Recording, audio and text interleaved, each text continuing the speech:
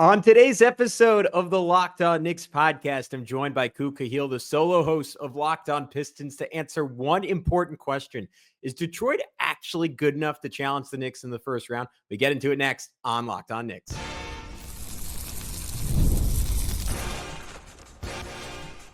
You are Locked On Knicks, your daily New York Knicks podcast, part of the Locked On Podcast Network. Your team every day. Hey, what's up, guys? I'm Gavin Schall, your Saturday co-host of the Locked On NBA podcast, and this is Locked On Knicks, part of the Locked On Podcast Network, your team every day, your daily podcast, and the New York Knicks give you the most detailed insight on your favorite team 5 whole days a week. This week, at least 6 days a week. And be sure to join thousands of other Knicks fans in subscribing on both YouTube and your favorite podcast platform of choice for the best insight on your favorite team. But if you're a real sicko and you say, you know what, 6 podcasts a week, you presumably listen to some other Knicks podcasts, that's not enough for me. Well, we got some more now. Your favorite podcast now has a newsletter. That's right, introduced in the Locked On Knicks daily newsletter, the one-stop shop for ultimate team and league coverage delivered right to your inbox. You can sign up for free now at LockedOnDaily.com. That's LockedOnDaily.com, and start your day with the all-new free Locked On Knicks newsletter to get writing from Alex and I all throughout the playoffs. Really good stuff. Our team of national writers here at Locked On, and of course, Josh Lloyd with the latest and greatest in fantasy basketball. And if you stick around to the end of the show, I'm going to tell you how by subscribing, you can actually win some prizes. But today, as mentioned, we're joined by the great Khahil. Really fun conversation with Koo. We get into just how good the Pistons are. Pretty incredible statistic on how dominant they've been over the last 50 games. Unfortunately, they've been a better team than the New York Knicks over the last 50 games or so, both in terms of record and net rating. We get into if the Knicks are vulnerable in round one and some keys to the matchup, particularly how the Knicks sort of plan around Josh Hart and how the Pistons plan around Ausar Thompson. We'll have all that for you in just a sec here on Locked On Knicks. All right, guys, as promised, we are lucky enough to be joined by the fantastic host of one of the best podcasts in the Locked On Network. It is Locked On Pistons, Khahil. Koo, welcome to the show. Your Pistons have tortured the Knicks when they played this year. One Knicks blowout, and then Detroit able to take the other 2 games. 32-19 since December 19th, despite losing 4 of their last 5 over that stretch, a 50-plus game stretch now. 5th in net rating, 9th in offense, 5th in defense. They've played like a bona fide, like borderline title contender. If you want to go by the old metric of top 10 in offense, top 10 in defense. So I say all that to say, Koo, life must be good for you after years of struggle, which I don't say mockingly. I say as someone who can relate, as someone who's done a Knicks podcast for 7 years now. No, yeah, it's first of all, thank you for doing this crossover. I'm sure everyone's going to enjoy it. But second of all, yeah, it's been a lot better covering this team this year. It's been a lot better for the fans, obviously. It's been the most fun, I'd say, the Pistons community has had going all the way back to the 18-19 season where Blake Griffin took this team to the first round of the playoffs, ended up losing against the Bucks, got swept out in that first round of that season. But it was the most fun that they've had since that year. And that was, it's crazy to say, that's like 6 years ago already. That's crazy. But, yeah, it's been incredibly fun. I don't think anyone expected this year. They expected the team to be a little better, but expected them to get to a point where in early April, they already have locked up. And really, it was mid-March where it really felt solid that the Pistons were just not just make the play-in, but avoid the play-in entirely and make the top 6 in the East. I don't think anybody expected that. Play-in maybe, but just to avoid that and be a top 6 team in the East and, like you've mentioned, be a borderline like top 8-ish, 9-ish team since mid-December, beginning of January. No one expected that, so it's been incredibly fun to watch this year. Yeah, I think we have to caveat all of this with you can let me know if you agree on your end. But my opinion, if I were a Pistons fan and I saw what was a 28 game losing streak a season ago, I would almost think about all of this as borderline gravy at this point. Like whatever happens in the playoffs, like you are in such a better position than you thought. Cade Cunningham, who I don't know if this was an opinion in Detroit, but nationally people talked about as a bust, I think is clearly at this point a top 15 player in the NBA. I'm going to say maybe this is exaggerating, but at a minimum, someone I think is going to contend for MVPs like throughout his prime. Like I think he is that tier of player, one of the best building blocks in basketball, and clearly a great young nucleus around him. I say all that to say, like, if Detroit goes out in the playoffs and they get swept, like if I was a Pistons fan, this season is still an incredible success. But I also think, given all the numbers I just cited, like Detroit should go into a first round series against anyone, including the Knicks, saying like, "Hey, we've been a top 5 team in the NBA for 2/3 of the season. Like we have a real chance to win a series." I throw all that preamble out there to ask you, how big of a threat is Detroit actually, and do you see them like having a realistic chance of, if it is New York or if it's someone else that looks like it's going to be New York, do they have a realistic chance of winning a first round series? So I completely agree with you that everything from here on is gravy on top. This is just a cherry on top. If the Pistons now, the one thing that I feel like if they were to go out there and get swept, it wouldn't minimize this season. But I do think that would leave a little bit of a bad taste in the Pistons fans' mouth and the team's mouth, because they haven't won a playoff game. Brace yourself, anybody who's a New York fan doesn't know this. They have not won a playoff game since 2008. I forgot about that. Yeah, so they should win at least one. Yes, they need to. They want to break the playoff win drought. Yeah. That is like at the very minimum. I feel if there was a must in the playoffs, it's to break the playoff win drought. The last time they won a game, Chauncey Billups and Rip Hamilton were in their jersey. Like it's been a very, very long time. So I think that's a borderline must. But if they were to go out there and lose in the first round, it's not a big deal. No one's freaking out. Like you said, everyone's feeling amazing about this team moving forward. Everyone's feeling like they're going to continue to take steps moving forward. This is the first time where they feel like that, you know, when they made the playoffs in 18 and 19, it was kind of with the old roster and it was like, okay, this is basically capped out. And then in 15, 16, when they made the playoffs with Andre and Reggie Jackson, that was a younger team, but it didn't really have the guy on the team. They had a bunch of solid role players that would go on and play for a bunch of contenders around the NBA for the next 10 years. KCP, Andre, Reggie Jackson, Tobias Harris, who's back, Marcus Morris, a ton of guys. But now they have, like you mentioned, Cade Cunningham. They have the guy, along with a bunch of other young players who are contributing to this push this year that are only going to continue to get better. So everyone feels good.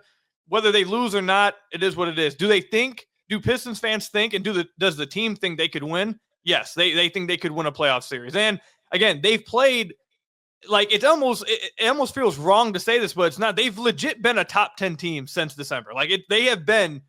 This is not just a feel-good story anymore. Like for multiple months, for a large sample size, they have been one of the better teams in the entire NBA. If you go since Ausar Thompson was put into the starting lineup, they have a top 5 defense. Only I think 5 or 6 teams have more wins than them over that span. They have been tremendous over this stretch. So they're walking into the playoffs saying we can upset New York. We can upset Indiana. Are they going to be underdogs? Yes, they're going to be underdogs in any series they play. And will they be expected to win the series? Probably not.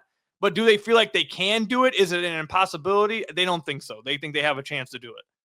They, coming into this conversation, they've lost 4 out of 5. I know if I'm saying correctly, Cade Cunningham was out for some of that stretch. How concerning is that to you? And like, what do you think is going wrong right now? And is there time to remedy it? So it's interesting because I literally just wrote an article yesterday about the New York Knicks, about how they're peaking at the right time for fan side. And I just got done writing for my Substack about how the Pistons playoff opponents are heating up at the right time and the Pistons maybe are not, which is a bit concerning. And yes, Cade was out for a part of that stretch, but I think that in and of itself is just a slight bit of concern that he's missing time before the playoffs start. Now, he started to look like Cade in the second half of this last game for the Pistons. So it looks like he's knocking the rust off before the playoffs start, which is what really wanted to see. But then also they're without Tobias Harris. And if they don't have Tobias Harris, this team's cooked. If they don't have Tobias, they will not win. I wouldn't be shocked if they lost in 5. I don't want to say swept, but if they don't have Tobias, they're cooked. They don't have the size without Tobias, and they've been without him for, I believe, more than 5 games now. He tried to come back against OKC, ended up leaving middle of that game, re-aggravating this injury he's dealing with. So they need Tobias to come back. Without him, they force Ausar Thompson to play up at the power forward position. Now that leaves Malik Beasley and Tim Hardaway Jr. as your point of attack defenders, and that's just cooked. So they need Tobias back, help on the glass, allow Ausar to guard on the perimeter, guard the Jalen Brunsons, the Tyrese Halliburtons of the world, where he's not instead now guarding on, down low, getting rebounds, and now Malik Beasley and THA are just getting torched. That's the real concern in Detroit. If Tobias is healthy and he gets back before the playoffs, I think everyone feels fine. If he is not healthy and he's still struggling to get back, that's when the concerns will start to rile up. All right, tell me, we're going to go a little bit into the matchups in the third segment, and again, if the two teams are matched up in the playoffs, I'm sure we'll do like a two-parter extravaganza where we really get into Yeah. the nitty-gritty. But one X factor to me, and it's a name you've brought up multiple times, is Ausar Thompson, and someone who like scares me a little bit as a Knicks fan, because him and his brother, even though Jalen torched men when they played the Rockets last game, like is someone who's capable of potentially giving Jalen Brunson some trouble. I know he's been putting up fantastic numbers the last 5-10 games or so, and he's just getting fully healthy after like a battle with like a weird illness, and of course coming off a traumatic season-ending injury from a year ago. What kind of role do you think he's ready for in the playoffs? And is he the kind of guy that like is a special regular season player, and then teams like we've seen the best teams in the NBA do to the Knicks with Josh Hart, teams can weaponize his lack of shooting and perhaps he'll be forced into a slightly smaller role come postseason until he remedies that? Or is he just so good as a point of attack defender, so important in terms of his athleticism, so important in transition that the Pistons will have him out there and they will find ways to compensate for whatever the spacing issues are with him? Yeah, I think Ausar is the X factor for the Pistons this playoffs. I think he's been the second best player since January on this team. He's been that impactful. His defense, look, he's the only person on this team that can guard Jalen Brunson. And Jalen Brunson, I just wrote about, and you guys all know this. Jalen Brunson's a playoff monster. He is a playoff riser. He shows up he is an absolute bona fide superstar in the playoffs. So guarding him and checking him without fouling too and getting into foul trouble is going to be a struggle. It's going to be hard to do. But if there's anyone that's capable of doing it, it is Ausar Thompson. So he's the only person on the team that can actually guard anyway. So it's a good position to have. He is going to be incredibly important, whatever the Pistons can do in the playoffs. I do think that I'm interested to see how the Knicks guard him, because like you mentioned, I do suspect if Tobias, I don't want to get into the matchups too much. We'll wait to the last segment, but I do think there's some similarities. We'll get to that later about how teams maybe will guard New York with Josh Hart to how maybe they'll try with the Pistons and Ausar. I think the Pistons can counter it because of how good Ausar is as a playmaker, a passer, and how good he is with the ball in his hands, pushing the ball and creating for others. I think you can get him involved in some actions and kind of to avoid that. Whether the Pistons do that or not is going to be interesting, but overall, I think he is the X factor. If the Pistons were to upset the Knicks, obviously Cade has to play well. Cade has to be Cade. But if there was another player who told me stepped up and really willed the Pistons to this victory, it would be Ausar Thompson. All right, I'm interested in him. Love him as a player. Hopefully, not dominating my Knicks, but we will get into much more. You Pistons fans are gonna learn a little bit about the Knicks, and we'll get into some of the matchups next on Locked On Knicks and Locked On Pistons. But first, I want to tell you about some of our friends over at TurboTax. This is a message from sponsor Intuit TurboTax. Taxes was waiting and wondering and worrying if you were going to get any money back, and then waiting, wondering, and worrying some more. Now, Taxes is matching up with a TurboTax expert who can do your taxes as soon as today. An expert who gives you your taxes, who gives your taxes their undivided attention as they work on your return, while you get real-time updates on their progress so you can focus on your day. An expert who will find every deduction possible and file every form, every investment, and everything with 100% accuracy, all so you can get the most money back guaranteed. No waiting, no wondering, no worries. Now, this is Taxes. Get an expert now at TurboTax.com. Only available with TurboTax Live full service. Real-time updates only in iOS mobile app. See guarantee details at TurboTax.com/guarantees. And we want to tell you about our good friends over at Prize Picks. Guys, I love to get into Prize Picks, especially this time of year, because basketball season is full swing, and there's no better way to get in the action than with Prize Picks, the best place for your daily fantasy sports with Prize Picks. You pick more or less on at least 2-player projections, and if you're right, you can win up to 1,000 times your cash, whether it's strikeouts, RBIs, or first inning runs. Prize Picks keeps every game exciting. When I'm building my lineup, I'm picking, of course, New York Yankees legend Aaron Judge for more than 1 home run and Shohei Ohtani for more than 1 stolen base. It's that easy. It's fast and simple. All you do is set your lineup. It takes less than 60 seconds. When you win, your payout is quick, safe, and secure. They also offer exclusive promos. I'm a big fan of Taco Tuesdays, where Prize Picks offers discounts on select player projections for even more value. So download the app today and use code LOCKEDONNBA to get $50 instantly after you play your first $5 lineup. That's code LOCKEDONNBA for $50 instantly after you play your first $5 lineup. Prize Picks, run your game. All right, Koo, I'm going to toss you the proverbial mic. What do you want to know? You just wrote an article on them, so maybe you don't need to know much. What do you want your fans to know about the New York Knicks? So, yeah, I know quite a bit about the Knicks as of late. I've been looking into the numbers and trying to learn as much about them If Knicks fans want to check out the article I'm about to have dropping, it's going to drop today, so you guys can check that out in my Substack. But I guess the first question I'll ask is this. Obviously, for the majority of the year, the Knicks were viewed nationally, I would say, as like fake contenders because of how bad their defense was. Their defense for the first, I believe, 50-some games was 21st in the entire NBA. They struggled immensely. But Mitchell Robinson came back on February 28th, and since that time, they are the 7th best defense. My question to you is, how real do you guys believe that defense is? Is it more about Mitchell Robinson and OG Anunoby coming back within the same week of February and playing well? Or is it more, because I've seen some people believe this as well, which I understand. Is it more about, the offense takes a dip without Jalen Brunson, but now you have one less player who maybe will get attacked on defense? Is it more that, or do you attribute more to the return of Robinson and OG within the same week? Yeah, I think it's unfortunately a little more the latter. And look, for some of that stretch, the Knicks had Campaign out there as their starting point guard, which is maybe I wouldn't even call him a deep. I would say him and Brunson are pretty equivalent defensively, but you did get a bunch of games with DeLon Wright, who is a fantastic defensive player. You got a bunch of games with Deuce McBride, who's a fantastic defensive player. To your point, it certainly makes a difference having Mitchell Robinson out there in the non-Cat minutes. They have been fantastic defensively with him on the floor. But I think as long as Brunson is there, as long as Cat is there, this team tops out as probably a slightly above average defense on the whole. And unless you were going to go super big and start Mitchell Robinson and Cat together, which Tom Thibodeau sort of alluded to when Mitch was first coming back, but we still have not seen that as the starting lineup. We've seen fairly limited minutes with those two together. I thought it was interesting last night against the Celtics. They did lean into that lineup a little bit more, which maybe tells you something about how they're planning to play come playout time and planning to lean They into did Mitchell play Robinson. the Celtics well. They played the Celtics really tight. Yeah, they played a good game and they were good in those minutes. I just think Mitch, with his injury history at this point, is at most a 20-minute per game guy in the playoffs. So they're only going to lean into that so much.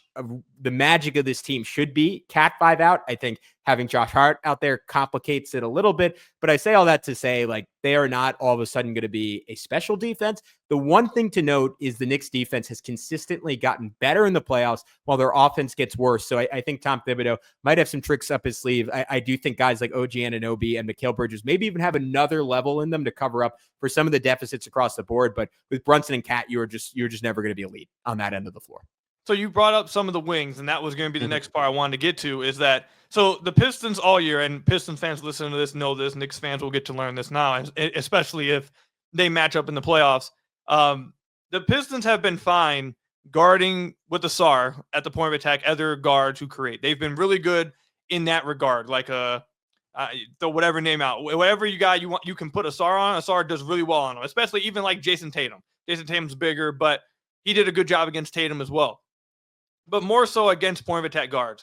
When they go against larger wings, that becomes a problem because Ausar, you want him guarding the opposing team's best ball handler and shutting them down, not letting dribble penetration in, and kind of using him as an off-ball roamer as well, so he can use his weak side rim protection, his ability to get into the passing lanes, rotate, processing on the defensive end. You want him to be able to do all of that, but while he's able to guard some wings, he's not necessarily the strongest guy to where you'd like to. That's not where his biggest strength is. He can do it, but his strength more so is guarding quicker guys, being used off ball, shutting down dribble penetration. You put him up against, let's say, Indiana, in case the Pistons play Indiana, like a Pascal Siakam, he's going to have problems with that. So that's where the Pistons' big issue comes from. They don't have much size over there. OG Anunoby, we've talked about this in the Pistons community. OG Anunoby and Mikal Bridges, while they are good players, it seems like they are lower on the pecking order offensively for the Knicks when it comes to like Brunson and then obviously Cat, who's having an absurd season, to where some Pistons fans believe, well, that weakness won't be exploited really as much because it's not like OG or Mikal are really asked to go out there and ISO or go out there and create their own offense so much because they have Brunson and Cat. Is that something that you think Pistons fans should still be concerned about, or have Mikal and OG? I know OG's been tremendous over the last month and a half. He's been crazy. But once Jalen Brunson fully gets back, do you expect, those concerns by Pistons fans, are they right to not be too concerned by it? Or do you think that is an area where the Knicks could try to exploit the Pistons?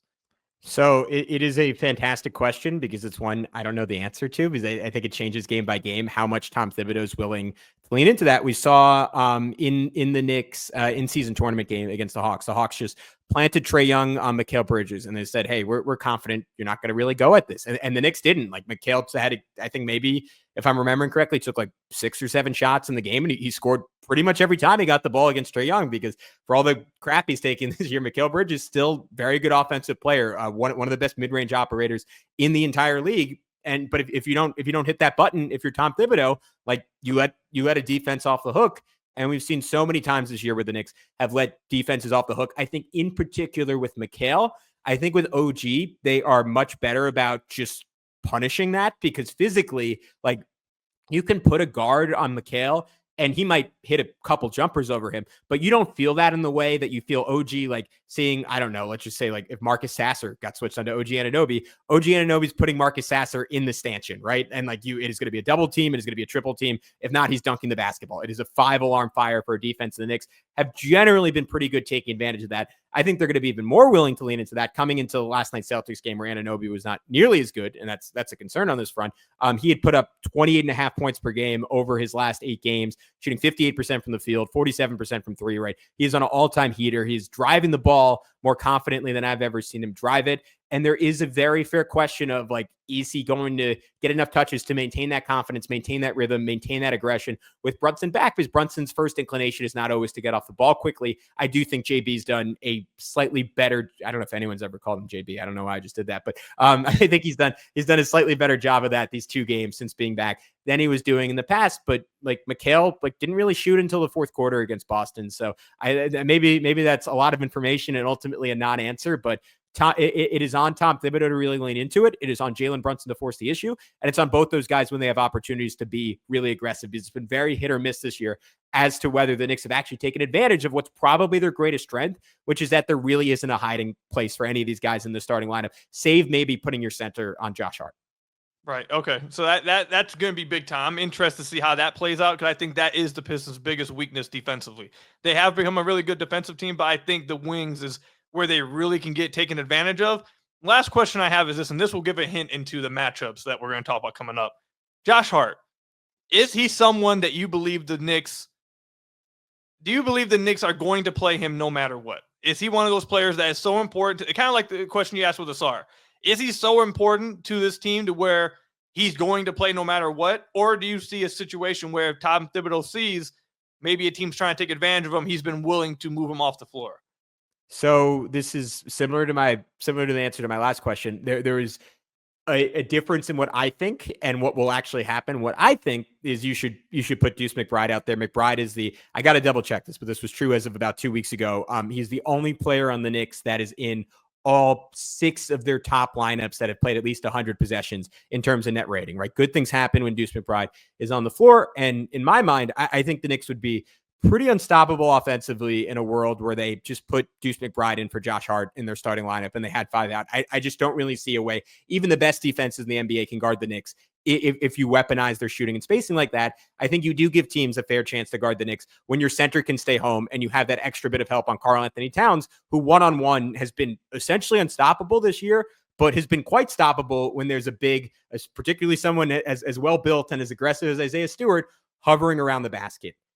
Do I think Tom Thibodeau believes that or will do that? Hell no. Josh Hart played the final 29 minutes against the Boston Celtics, the team, along with the Thunder, that's probably the best in the NBA at weaponizing him being on the floor and punishing the Knicks for having on the floor. And Tom Thibodeau just does not care.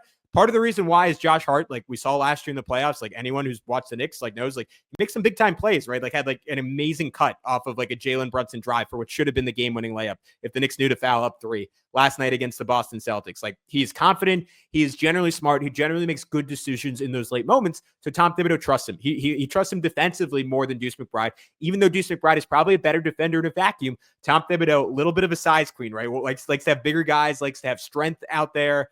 And Deuce McBride, as good as his point of attack, as good as he is in terms of screen navigation, is just not really that. So I think you are always going to default to closing with Josh Hart, unless Deuce McBride is just having an out of his mind shooting performance, or Josh Hart is having a truly terrible game. You will see him out there. Detroit will take advantage of it to some extent, and the Knicks will probably try to live with the results. Yeah, I'm really again, even not against the Pistons. If the Mhm. Knicks were to get past the Pistons, I'm really interested to see if Tom Thibodeau is flexible there, because I just go back to watching the Knicks against the Lakers, and I remember the final possession of that. First of all, the entire fourth quarter of that game, they weren't even guarding Josh Hart, and they were just trapping Jalen Brunson, basically playing 4-on-3 in the weak side, not guarding Hart. And then specifically the final play of the regulation, you call a play, you inbound the ball to Jalen Brunson, and they double teamed him before he even crossed half court because they're not guarding Josh Hart in the corner. That was really puzzling to me by Tom Thibodeau. So I just wanted to see if that's something he's been reluctant to change off of all year. No, you're right. It doesn't really make any sense. Anyways, we will quickly, because we touched on a lot of it, we'll quickly wrap it up with some matchup notes, and we'll save some stuff for maybe a bigger pod down the road. But that'll be in just a sec, both on Locked On Pistons and on Locked On Knicks. NBA fans, get ready. They swoosh, you save. Thanks to Dash Pass, every time a player drops 50 or more points in a game, you score a huge deal on the next day. It's simple. When any player scores 50 or more in a game during the 24-25 NBA regular season, Dash Pass members get 50% off an order, up to $10 off the next day from noon to midnight after an epic 50-point performance. Celebrate by ordering wings, pizza, or burgers from your favorite spot delivered straight to your door. You need a quick and easy lunch for the next day? Dash Pass, you get your favorite meals with $0 delivery fees and reduced service fees. Plus, now you can save even more with this exclusive NBA offer. Planning to catch the next game? Order your go-to snacks or meals at a discount and get ready for more high-scoring action. Sign up for Dash Pass and be ready to save. When any player scores 50 or more in a game, Dash Pass members get 50% off an order the next day, up to $10 off. Just use promo code NBA50 from noon to midnight after a 50-point game on eligible orders at participating merchants. Must have an active Dash Pass account. Terms apply. Visit DoorDash to learn more with DoorDash. Hey, what's up, guys? We are back. Locked On Knicks, Locked On Pistons crossover. Koo, my main question is, are the Knicks going to realize that Malik Beasley is one of the best shooters in basketball? I can't get that second game out of the season out of my head where they just left him open over and over again. And then, of course, in the third game, they tried to blitz the ball out of Cade's hands, and he just made easiest play in the world. Swing, Hardaway 3, Beasley 3. I still have nightmares over here, buddy. I'm going to probably break my computer if that happens at any point in a Knicks Pistons series. I know that's not a question you can answer, but to me, like that, like when I look back on those two games, I just look at the Knicks like really not maybe respecting Detroit enough and not understanding their personnel well enough is like a big source of their issues in those games. Yeah, I think that comes down to, and again, like you said, we'll probably get into this more once they match up in the playoffs, but I think it comes down to, at least from our point of view, what I saw it as was Tibbs acknowledging and understanding that they don't have really a secondary creator within the half court, and it's really just Cade. So he wanted to just get the ball out of Cade's hands, which we've talked about a lot over here, that I think that's going to be something that happens a lot in the playoffs, especially without Jaden Ivey, that teams are going to try to trap, blitz, and just get the ball out of Cade's hands. And I do think it will have some success, but like you mentioned, the Pistons do have shooters out there that if you do play 4-on-3, they can find Tim Hardaway Jr., Malik Beasley. And Malik Beasley's been one of the best shooters in the entire NBA this year. He just crossed over 300 made threes coming off the bench, which is honestly pretty crazy. The thing with the Pistons that is what the Pistons have that is a counter to this when teams do try to trap and blitz them is they have two really good playmakers out of the short roll in Jalen Duren and Ausar Thompson, especially, which is what I hope they do, because I do suspect, and we'll probably talk about it, the Knicks will probably guard Ausar with whoever they don't want being attacked, and they'll probably just have him roam.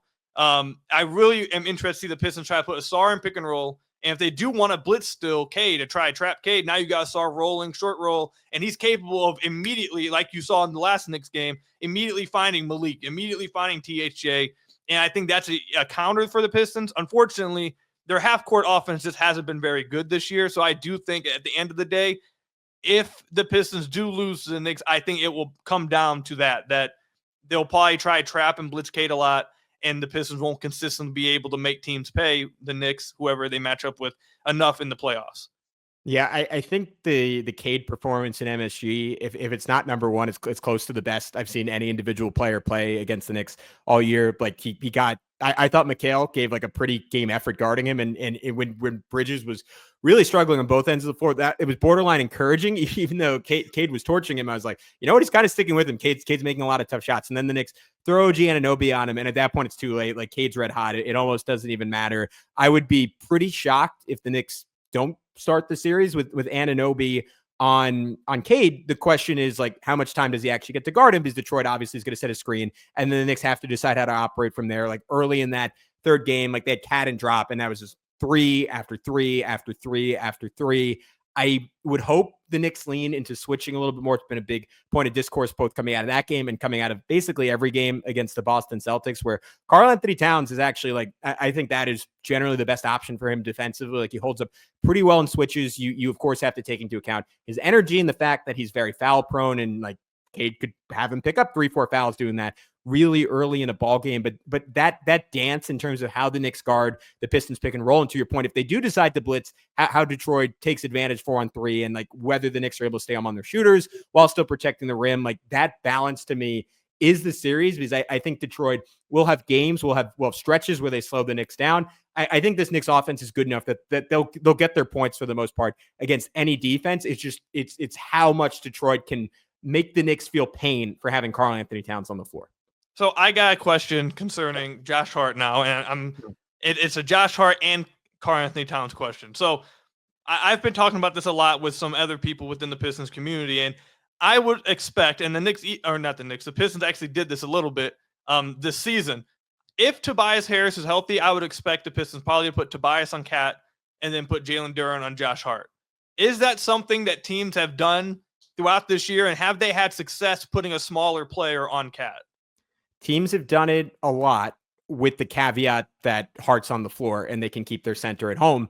And it is, I was kind of alluding to it, and I got a little ahead of my skis when we were talking about it last segment, but like Cat has struggled to pass out of drives, and he's generally like, it's almost like he has blinders on and he can't see the corner. Someone could be wide open in the corner. Cat is generally not seeing them. It's gotten a little bit better these last couple of games, and he's starting to make, like, again, nothing overly complicated, just drive, spray it to the near corner, right? Like not a crazy pass. He's a really good passer from a standstill. I don't know why 10 years into the NBA, someone who is as extraordinarily skilled as he is not capable of doing that, but it's very inconsistent. And I worry against the defense as good as Detroit, with the team speed they have, whether he's going to be able to make those passes, because we saw it yesterday against the Celtics after a really good stretch of him making those kickouts. Like, he hasn't really been able to do it. And then what's Josh Hart going to do? Is he going to duck into the dunker spot? Is he going to clog the lane further? Is he going to stay out there and like, will he shoot 10 open threes a game and maybe swing the series by just making 3 or 4 of them? That's what happened last year against the Sixers. And that was enough for the Knicks to upset Philly, even when they were injured. So I say all that to say, like, that is a pretty typical way other teams have covered Karl-Anthony Towns, and it works as long as you can keep your center home.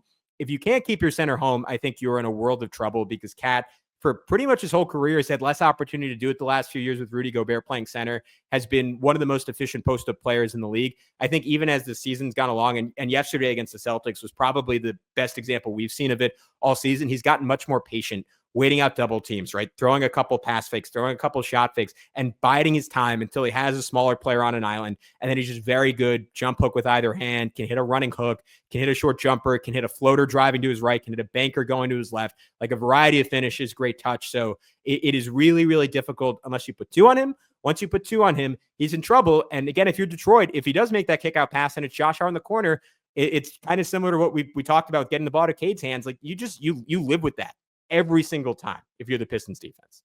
All right, is there any questions you got for any matchups with the Pistons? No, you know what, man? I think we can wrap it up right here. I'm a little worried we're gonna end up being repetitive. We can probably go for like another 40 minutes. yeah, you came into this prepared. You had a lot of great questions. So I want to save some stuff for that very likely playoff matchup. And maybe on that day, because I've seen a lot of Pistons fans talking about how they're excited to play the Knicks. So we can get into like the trash talk element of this when we come back next time. But Khahil, thank you so much for coming on, buddy. One final time, can you tell everyone where they can find your article in the Knicks? I'm sure people are excited to read it. Yeah, you can find it over on Substack Pistons Kudos, or you can just look up my name, Khahil.substack.com. It'll be posted later on today, talking about how the Knicks are heating up at the right time, and could that spell trouble for the Pistons?